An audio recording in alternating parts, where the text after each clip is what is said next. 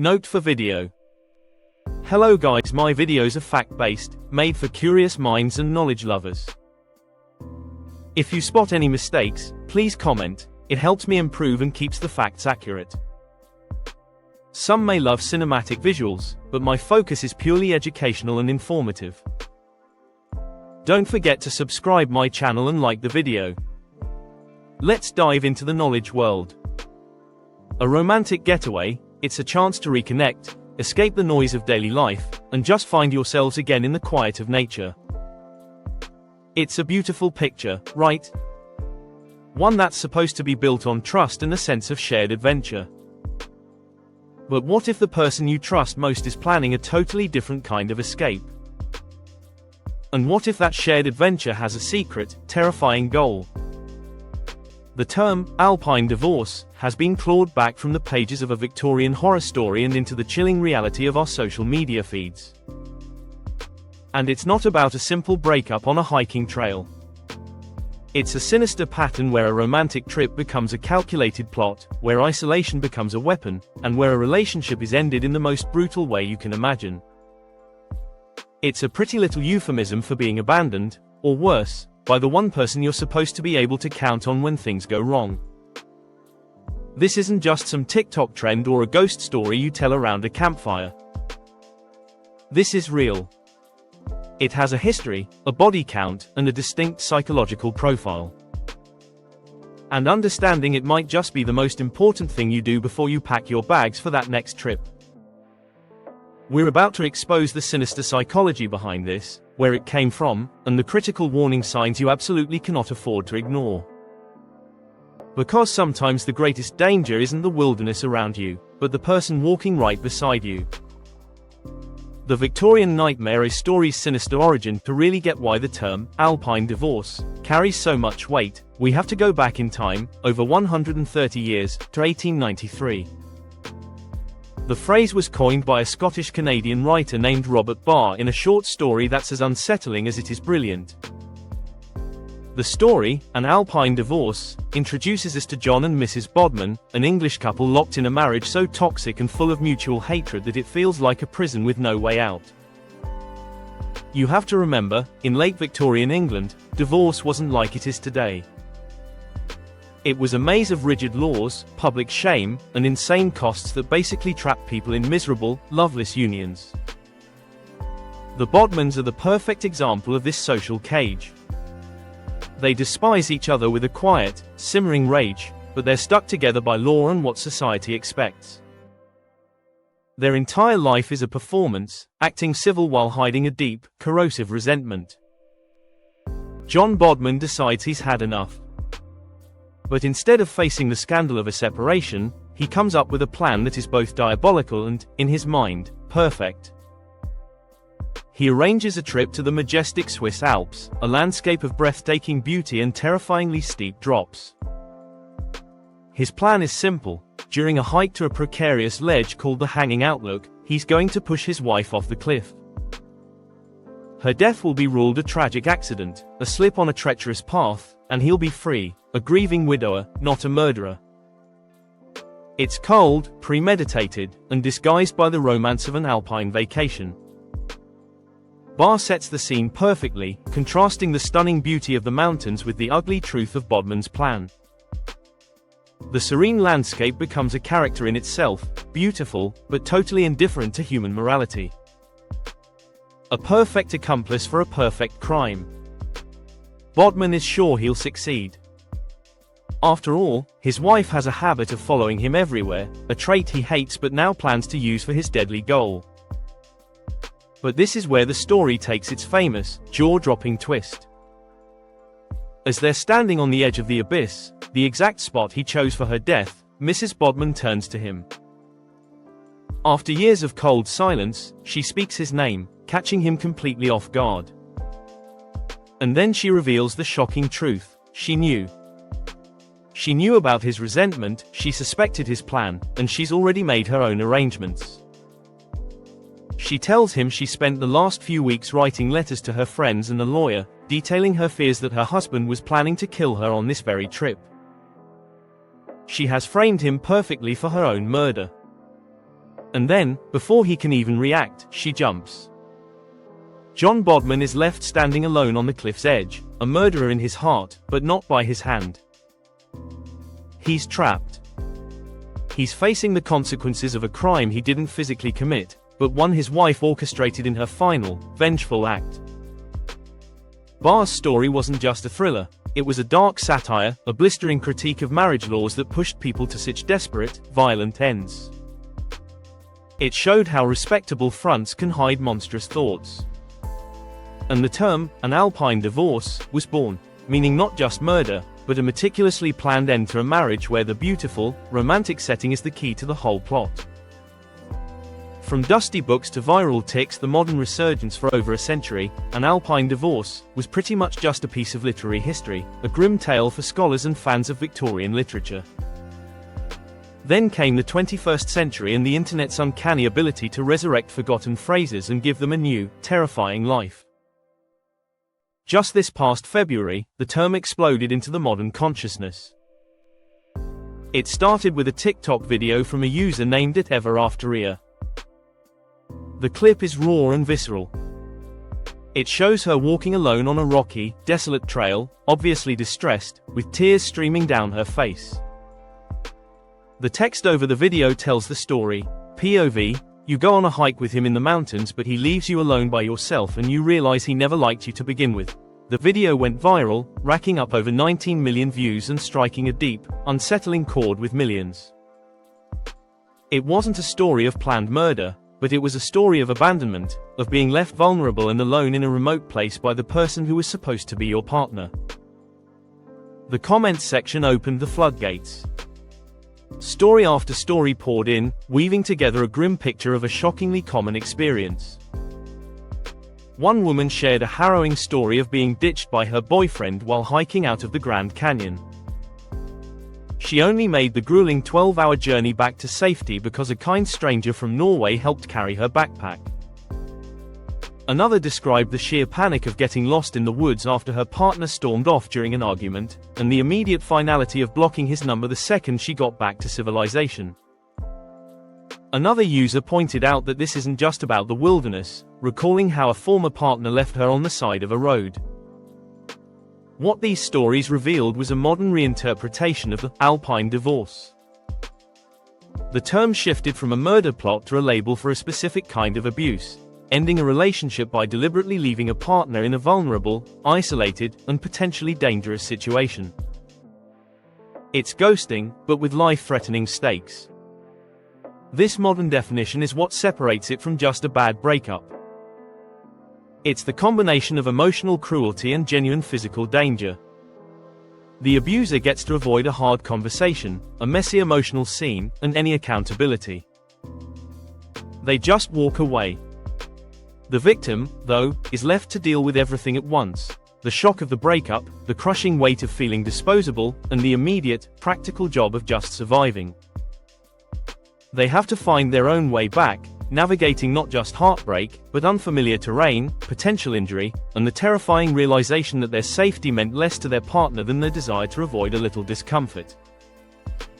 When fiction becomes fact, a true crime case study, the viral conversation around the alpine divorce could have just stayed a collection of cautionary tales on social media. But then a real-world case turned the term from a hashtag into a documented, legal reality with fatal consequences. This is the story of Kirsten Gertner and Thomas Plamberger, and it is the ultimate, tragic example of the alpine divorce concept.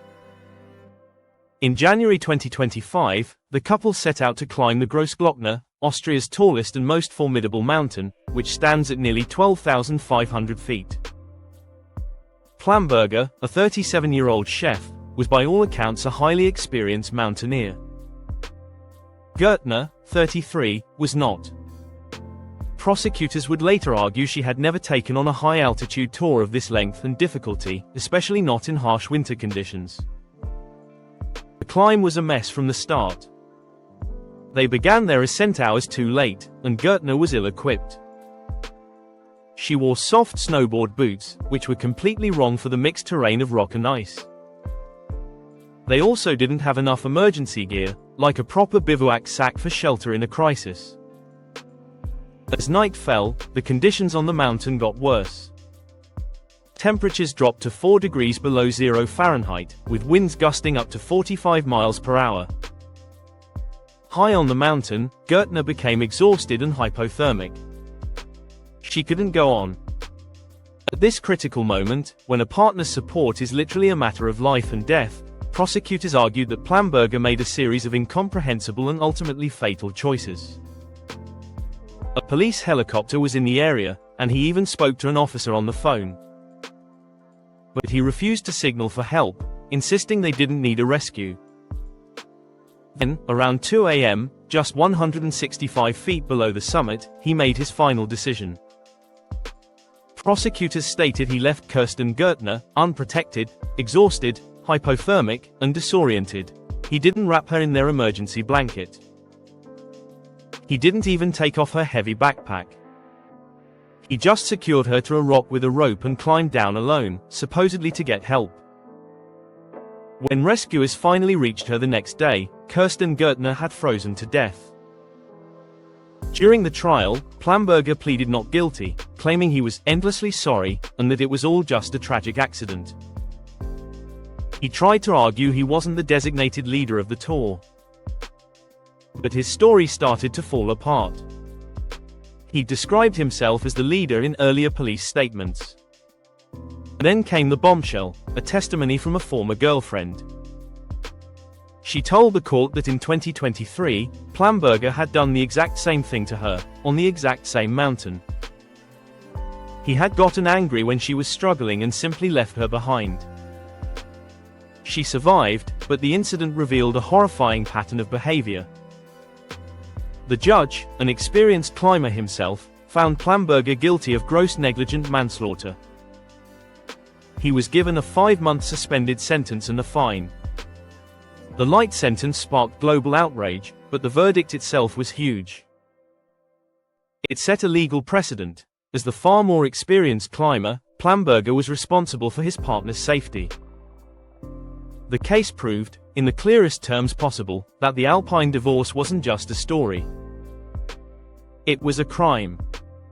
The sinister psychology. Why does this happen? What kind of person leaves their partner to fend for themselves in the wilderness? What is the psychological wiring that lets someone prioritize their own convenience over another person's life? This isn't just about being a bad boyfriend or having a short fuse.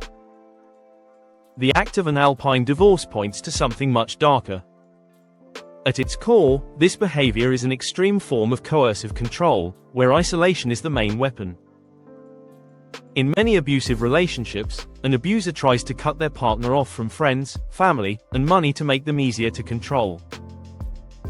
Taking someone to a remote, wild place is the ultimate, most terrifying version of this. All support systems are gone. There are no witnesses. There's no immediate way to get help. The abuser becomes the sole gatekeeper of their partner's safety, holding all the power. Abandonment in this context isn't just a breakup, it's a sadistic demonstration of that power. It sends the message, you are disposable, and I don't care what happens to you. Relationship experts suggest one reason this happens in the outdoors is because it feels less confrontational for the abuser. For someone who lacks empathy and emotional maturity, a direct, face-to-face breakup is deeply uncomfortable. The wilderness offers an easy way out. Instead of dealing with difficult emotions, they can just walk away, physically removing themselves from the conflict and leaving their partner to handle all the fallout. This points to a profound lack of empathy, a key trait in narcissistic and antisocial personalities. Empathy is the ability to feel for another person, to imagine their fear and their pain. Someone who can leave their partner on a mountain trail in freezing conditions simply does not have this capacity. Their choices are driven entirely by their own selfish needs. Their partner isn't a person with feelings and a right to safety. They're an object, an inconvenience that needs to be gotten rid of. As one trauma expert chillingly calls it, the ultimate right of possession is disposal. For a covert abuser who keeps up a charming public image, a hiking accident is the perfect cover. This act is often the grand finale of a long pattern of behavior.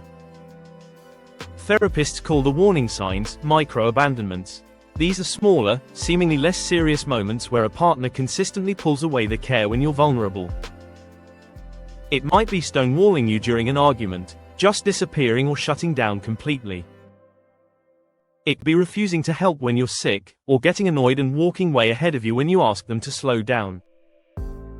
Each of these moments is a test. The abuser is testing the waters, chipping away at your self-esteem, and setting up a dynamic where your needs always come second. In a way, they're practicing for the final discard.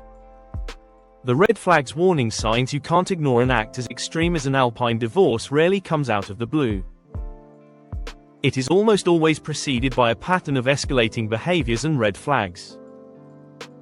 These aren't just personality quirks, they are warning signs of a dangerous lack of empathy and the capacity for cruelty. Spotting them isn't about being paranoid, it's about keeping yourself safe.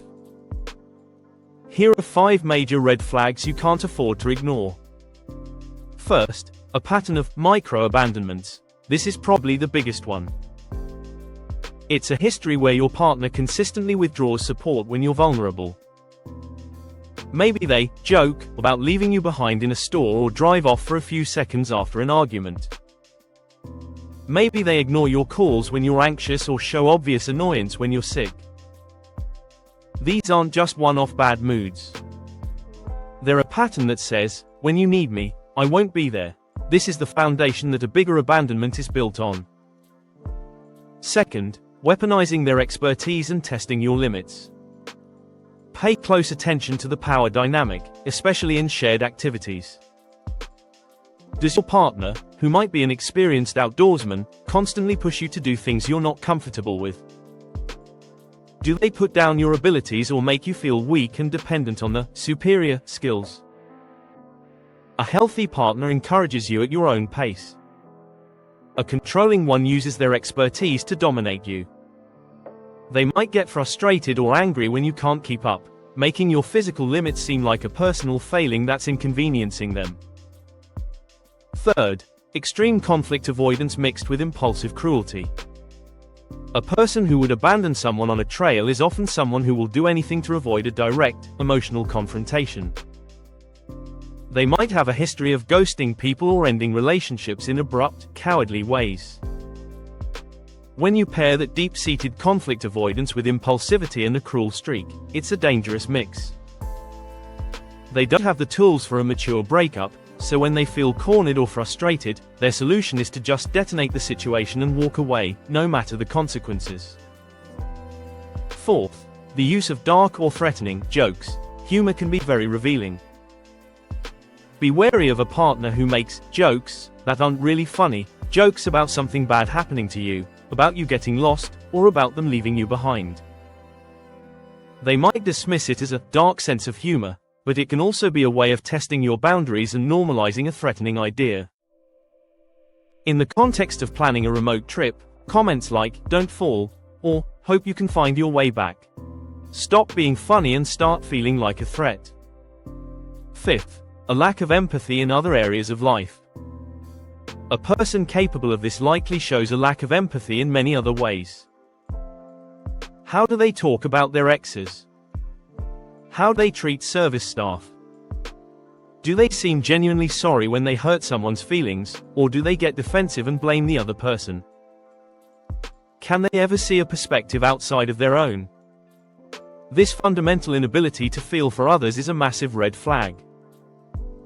If they can't empathize with a stranger's struggle or a friend's pain, it's a dangerous fantasy to believe they'll suddenly find that capacity for you when you're at your most vulnerable.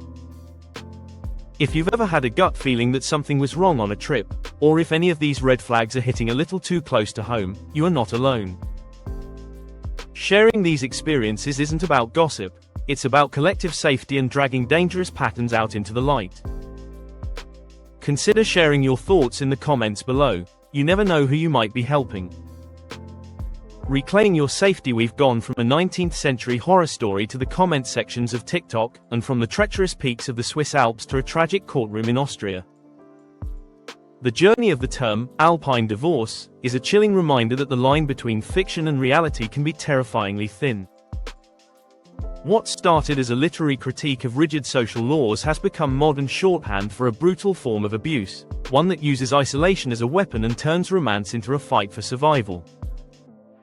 The stories of abandonment in the Grand Canyon or on the slopes of the Grossglockner aren't just tales of breakups gone wrong.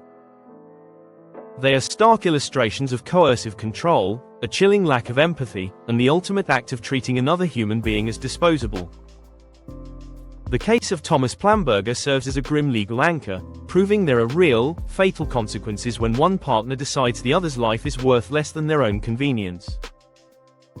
But the reason we need to talk about this isn't to make you afraid of the wilderness. It's to empower you with knowledge. The red flags, the micro-abandonments, the weaponized expertise, the cruel jokes, are the breadcrumbs that lead to the cliff's edge. They are the signals that the person you trust might not be worthy of it. The hook here might be morbid curiosity, but the takeaway is empowerment. It's about learning to trust that knot in your stomach, that gut feeling that something is deeply wrong. It's a reminder that your safety is non-negotiable. The most beautiful landscapes can hide the most sinister intentions. But with awareness, you can make sure you're never in a position where the person who led you into the wilderness is the one you need to be rescued from.